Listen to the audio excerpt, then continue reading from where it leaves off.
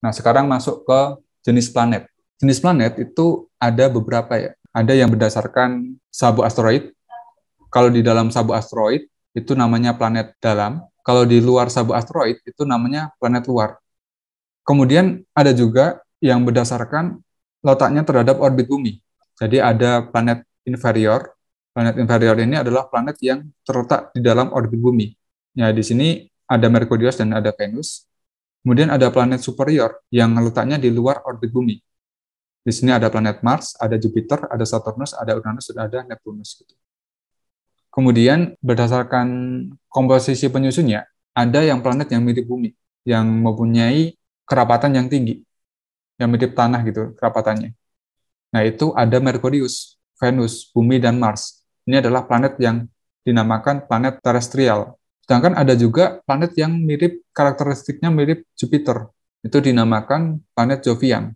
Nah, planet Jovian ini itu kebanyakan komposisinya adalah disusun oleh gas ya, sehingga kerapatannya rendah. Di sini ada Jupiter, ada Saturnus, ada Uranus, dan ada Neptunus. Kemudian untuk Pluto, Pluto itu sudah tidak digolongkan sebagai planet ya, karena ukurannya terlalu kecil ya. Oke, selanjutnya tentang aspek dan fase planet. Untuk planet inferior, di mana planet inferior itu adalah planet yang di dalam orbit bumi, itu ada elongasi. Elongasi itu adalah sudut yang diapit oleh garis hubung antara bumi dan matahari dan garis hubung dengan bumi dengan planet. Jadi misalkan saja untuk kasus yang bumi sama Venus ya. Misalkan ini matahari, kemudian ini orbit dari Venus, dan ini adalah orbit dari bumi. Nah, misalkan Venusnya di sini. Ini buminya di sini.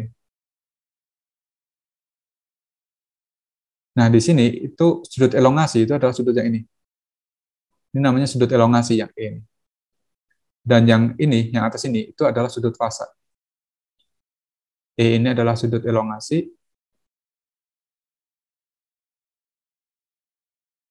Epsilon ya, sorry. Dan V-nya itu adalah sudut fasa. Nah, sudut elongasi itu yang E ini. Sudut yang dibentuk oleh matahari, bumi, ke planet inferior. Itu sudut elongasi. Kemudian ada konjungsi. Konjungsi ini adalah kedudukan planet ketika kedudukannya searah dengan matahari. Konjungsi ini ya berarti segaris dengan matahari itu ya, kalau di konfigurasi dua dimensinya.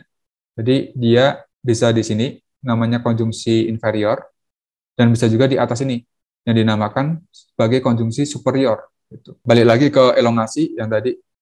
Elongasi itu bisa maksimum ketika sudut yang dibentuk ini siku-siku. Sudut fasanya siku-siku. Jadi elongasi maksimum untuk yang barat ini berarti si planet inferiornya ini itu ada di barat matahari. Dan elongasi timur yang terbesar itu terjadi ketika sudut fasanya, ya ini 90 derajat, dan planetnya itu berada di timur matahari. Oke. Dan tadi ini konjungsi, ada konjungsi atas yang terjadi ketika jarak bumi planet lebih besar daripada jarak bumi matahari, dan konjungsi bawah itu terjadi ketika jarak antara bumi dengan planet lebih dekat daripada jarak bumi dengan matahari. Nah, kemudian untuk planet superior, di mana planet superior ini adalah planet yang terletak di luar orbit bumi. Itu ada konjungsi juga. Konjungsi ini sama pengertiannya, yaitu ketika searah dengan matahari. Cuma ada satu konjungsi, nggak ada konjungsi superior sama inferior seperti yang sebelumnya. Kemudian ada oposisi yang terjadi ketika planet sedang kulminasi atas. Nah, kulminasi atas ini itu artinya adalah titik tertingginya penampakan suatu benda langit. Sedangkan matahari sedang kulminasi bawah, atau titik terendahnya penampakan suatu benda langit. Jadi, oposisi ini terjadi ketika suatu planet itu tampak di posisi tertingginya, atau di meridian ketika tengah malam. Kemudian yang unik lagi untuk yang planet superior ini, itu ada gerakan retrograde. Nah, gerakan retrograde ini adalah gerakan gerak balik berlawanan arah selama periode tertentu, yang akan aku jelaskan di slide selanjutnya. Nah, di sini, di planet superior itu juga ada yang dinamakan kuadratur barat sama kuadratur timur. Nah, kuadratur barat itu terjadi ketika si planet ini, sudut elongasinya itu adalah 90 derajat.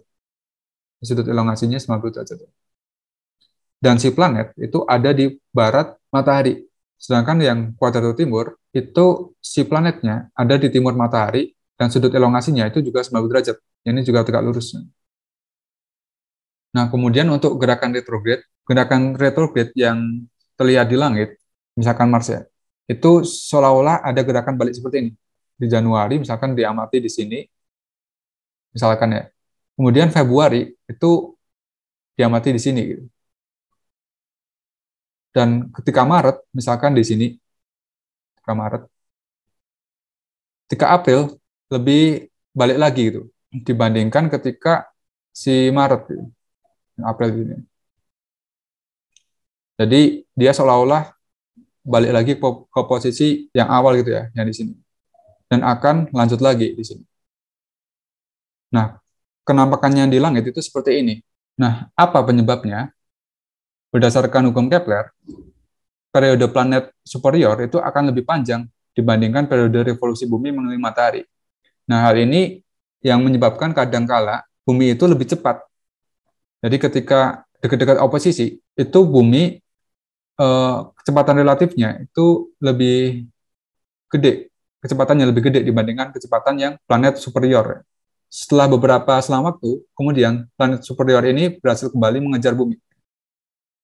Nah, untuk periode sinodis, untuk planet-planet yang ada di tata surya, karena semuanya searah ya, yaitu berlawanan arah jarum jam orbitnya, maka untuk planet inferior, periode sinodisnya itu adalah periode sideris planet inferior dikurangi periode sideris bumi. Nah, periode sideris bumi ini ya sekitar 1 tahun ya, yaitu sekitar 365,25.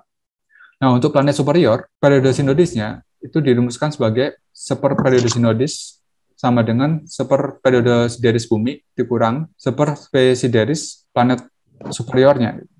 Nah, kemudian tentang fase-fase bulan. Nah, periode sideris bulan itu kira-kira 27,3 hari.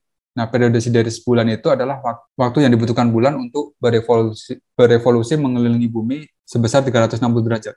Dalam penampakannya, bulan itu menunjukkan penampakannya berbeda-beda dengan periode kira-kira 29,5 hari. Nah, 27,3 ini adalah periode sideris, 29,5 ini adalah periode sinodis dari bulan. Jadi kalau digambarkan, ini adalah matahari gitu ya. Kemudian ini bumi itu kan mengelilingi matahari. Kemudian ada bulan itu mengelilingi bumi. Seperti ini kan. Nah, untuk satu periode sinodis itu adalah waktu yang dibutuhkan bulan dari posisi misalkan dari purnama di sini ya, posisi 1 ke posisi ini, posisi 2. Itu adalah periode sinodis bulan. T1, 2 ini adalah periode sinodis bulan. Itu sebesar 29,5 hari. Nah, sedangkan untuk periode sideris itu ya, misalkan ini bumi, terus ini, misalkan ini bumi, terus ini orbit bulan, waktu yang dibutuhkan dari atas, dari sini, kembali lagi ke posisi awal, ke sini, itu adalah periode sideris. Dari posisi A, muter, kembali lagi ke posisi A. Nah, ini. Itu periode sideris yang nilainya 27,3 hari. Itu. Nah, adanya 29,5 hari ini karena ada revolusi bumi. Dan ini bisa diperoleh ya. 29,5 hari itu ya dari hubungan P sinodis sama dengan ini kira-kira aja karena nilainya nggak tepat. 27,3 dikurangi 1 tahun ya. 27,3 dikurangi 1 tahun. Nah, ini akan didapatkan periode sinodisnya 29,5 hari. Nah, fase-fase bulan, kenapa berbeda-beda? Ya, itu terjadi karena arah cahaya matahari ke bulan sama arah bulan ke pengamat itu berbeda. Di sini arah mataharinya, cahaya mataharinya kan ke arah sini kan. Sedangkan mata kita, arah pengamat itu arahnya ke sana. Arah pengamat.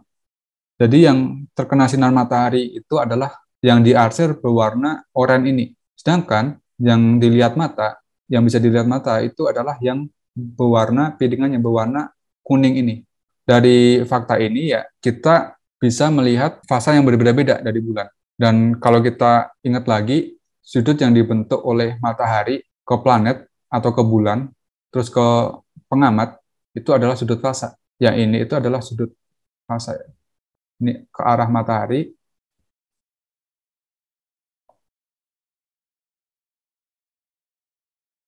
Ya, ini ke arah pengamat sana.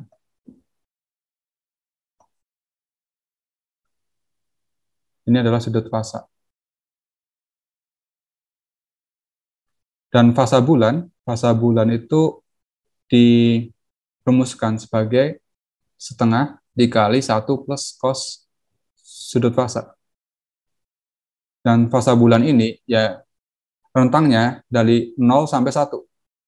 Kalau fasanya 1, yaitu berarti purnama. Kalau fasanya 0, berarti artinya adalah bulan baru. Nah, seperti ini ya. Ini untuk bumi, kemudian ini bulannya, ini matahari. Nah, untuk bulan baru itu terjadi ketika posisi bulan seperti ini, di sini. Dan akan teramati di bumi ya sebagai bulan baru. Ini fasanya berarti 0. Kemudian untuk yang bulan sabit, yang vaksin crescent, yang di sini, itu terjadi ketika 45 derajat ya, dari posisi awal ini. Dan untuk bulan purnama yang di sini, posisinya di sini. Untuk yang last quarter yang di sini ya, dan seterusnya gitu. Ini kenapa fasa bulan itu bisa teramati berbeda-beda di bumi, karena ada proses seperti ini. Kemudian untuk planet inferior itu juga akan menunjukkan perubahan fase, karena letaknya ada di dalam orbit bumi ya.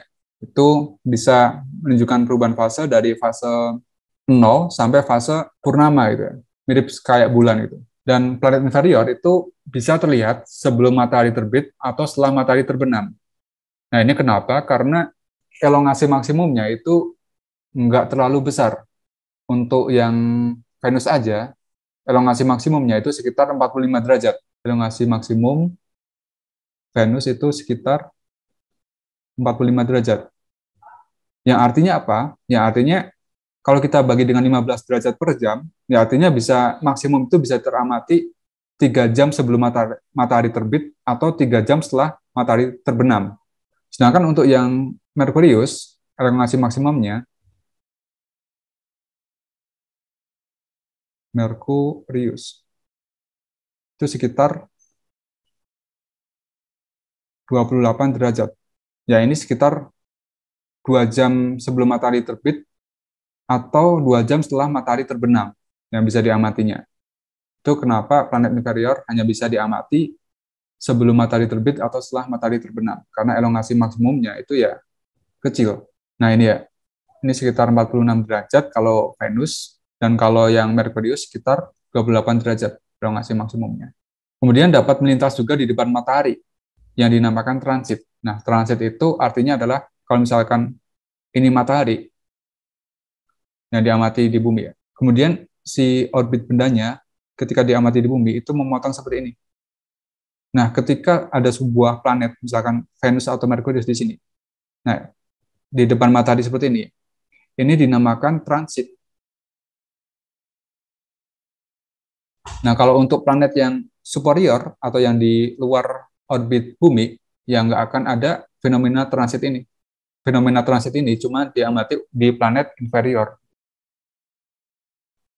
Kalau ketika Venus itu berada di timur matahari, sering disebut juga sebagai bintang sore, karena teramatinya ketika sore hari.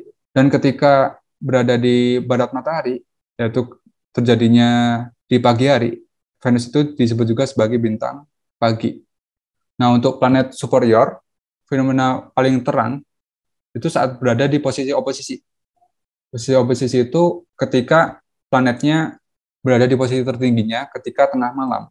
Kemudian ada pergerakan retrograd yang terjadi ketika di oposisi, di dekat-dekat oposisi. Dan yang paling kelihatan gerakan retrograde-nya itu untuk planet superior yang Mars ya. Kemudian semakin dekat dengan bumi, periode sinodisnya itu semakin panjang. Jadi untuk yang Mars, itu periode sinodisnya lebih panjang dibandingkan untuk yang Jupiter. Karena yang Mars ini lebih dekat dengan bumi dibandingkan dengan Jupiter. Oke, selanjutnya untuk penampakan bulan, bulan itu hampir berimbit dengan ekliptika, dengan kemiringan sebesar plus minus 5 derajat. Jadi bulan itu ya pergerakannya hampir sama dengan gerakan planet. Kalau gerakan planet itu ya hampir sejajar dengan ekliptika. Sedangkan kalau yang bulan itu ada kemiringan 5 derajat ini yang mengakibatkan si bulan ini bisa 5 derajat di atas ekliptika atau 5 derajat di bawah ekliptika. Rentangnya segitu. Atau bisa juga berada di ekliptika. Kemudian bulan itu setiap harinya terlambat sekitar 50 menit dibandingkan dengan matahari. Dan orbit bulan itu memotong ekliptika 2 kali dalam sebulan, tetapi tidak selalu terjadi gerhana. Terjadi gerhana itu ketika memotong dengan ekliptika, si bulan ini itu segaris dengan matahari. Nah, kalau segaris dengan matahari dan ketika memotong ekliptika, ya akan terjadi gerhana.